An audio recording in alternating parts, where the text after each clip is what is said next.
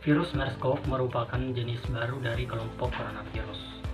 Virus tersebut pertama kali dilaporkan pada bulan Maret 2012 di Arab Saudi. Virus SARS 2003 juga merupakan kelompok virus corona dan dapat menimbulkan pneumonia berat. Akan tetapi berbeda dengan virus MERS-CoV.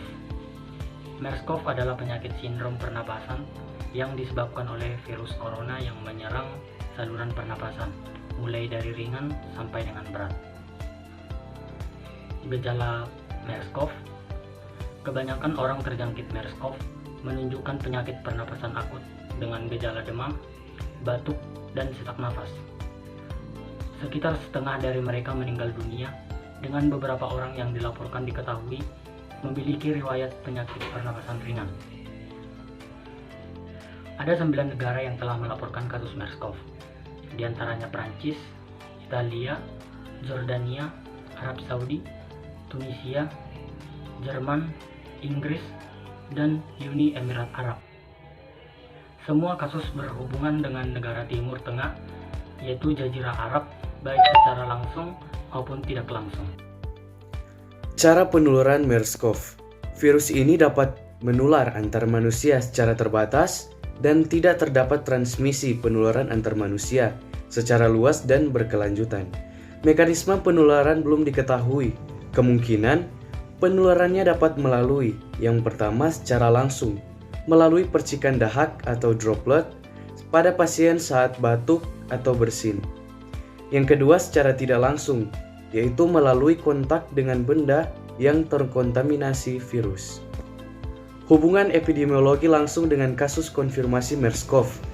Apabila dalam waktu 14 hari sebelum timbul sakit, pertama, melakukan kontak fisik erat, yaitu seseorang yang kontak fisik atau berada dalam ruangan atau berkunjung atau bercakap-cakap dengan radius 1 meter dengan kasus probable atau konfirmasi ketika kasus sedang sakit, termasuk kontak erat antara lain.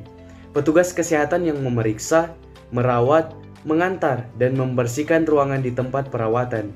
Orang yang merawat atau menunggu kasus di ruangan. Orang yang tinggal serumah dengan kasus. Kedua, tamu yang berada satu ruangan dengan kasus. Ketiga, bekerja bersama dalam jarak dekat atau di dalam satu ruangan. Dan yang terakhir, bepergian bersama dengan segala jenis alat angkut atau kendaraan. Cara pencegahan. Adapun cara pencegahan virus MERS-CoV adalah yang pertama, mencuci tangan dengan sabun dan air selama 20 detik. Jika sabun dan air tidak tersedia, gunakan pembersih tangan beralkohol. Yang kedua, tutup hidung dan mulut dengan tisu saat batuk atau bersin, kemudian membuangnya pada tempat sampah. Yang ketiga, hindari menyentuh mata, hidung, dan mulut dengan tangan yang belum dicuci. Yang keempat, hindari kontak dekat seperti mencium, berbagi cangkir, atau berbagi peralatan makan dengan orang sakit. Yang kelima, bersihkan dan melakukan disinfeksi pada permukaan yang sering disentuh seperti mainan dan pegangan pintu.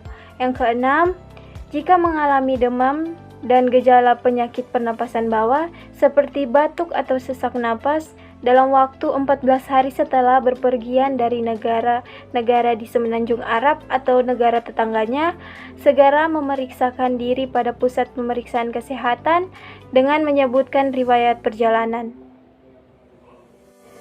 Ruang lingkup menghadapi MERS-CoV. Yang pertama, upaya antisipasi pencegahan kemungkinan risiko warga negara Indonesia yang berada di negara terjangkit maupun yang berada di Indonesia terinfeksi MERS-CoV. Yang kedua, mendeteksi dini kasus dan penata laksanaan kasus untuk membatasi penyebaran kasus dan meminimalisir kematian. Yang ketiga, peran jajaran kesehatan di semua jenjang administrasi pemerintah dan pemangku kepentingan atau sektor terkait dalam antisipasi MERS-CoV. Tujuan kesiapan MERS-CoV: pertama, terdeteksi secara dini kasus MERS-CoV yang berasal dari negara terjangkit. 2. Memutus rantai penularan dan penyebaran kasus di wilayah Indonesia. 3. Melindungi petugas kesehatan yang dalam tugasnya berisiko tinggi terinfeksi, pengunjung pasien suspek dan terkonfirmasi. 4. Meminimalkan kematian kasus. 5. Mengetahui karakteristik klinis dan karakteristik epidemiologi MERS-CoV.